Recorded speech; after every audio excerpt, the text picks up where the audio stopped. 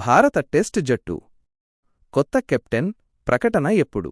Rohit Sharma test format నుండి retirement ప్రకటించిన నేపథ్యంలో భారత టెస్ట్ జట్టుకు కొత్త కెప్టెన్ను ఎప్పుడు ప్రకటిస్తారనే ప్రశ్న అందరిలోనూ నెలకొంది. తాజా సమాచారం ప్రకారం బీసీసీఐ మే 23న కొత్త కెప్టెన్ను ప్రకటించనుంది. దీనికోసం ప్రత్యేకంగా మీడియా సమావేశాన్ని ఏర్పాటు చేయనున్నారు.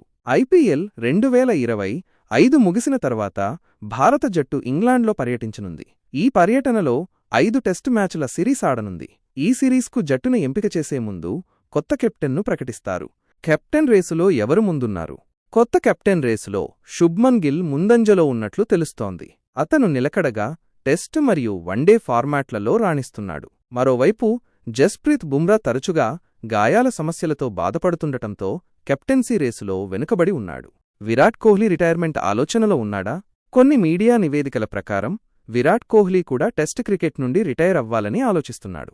ఈ విషయంపై అతను బీసీసీఐతో చర్చించినట్లు సమాచారం. అయితే విరాట్ కోహ్లీ జట్టుకు చాలా ముఖ్యమైన ఆటగాడు కావడంతో ఇంగ్లాండ్ పర్యటన వరకు వేచి చూడాలని బీసీసీఐ మరియు జట్టు యాజమాన్యం కోరినట్లు తెలుస్తోంది.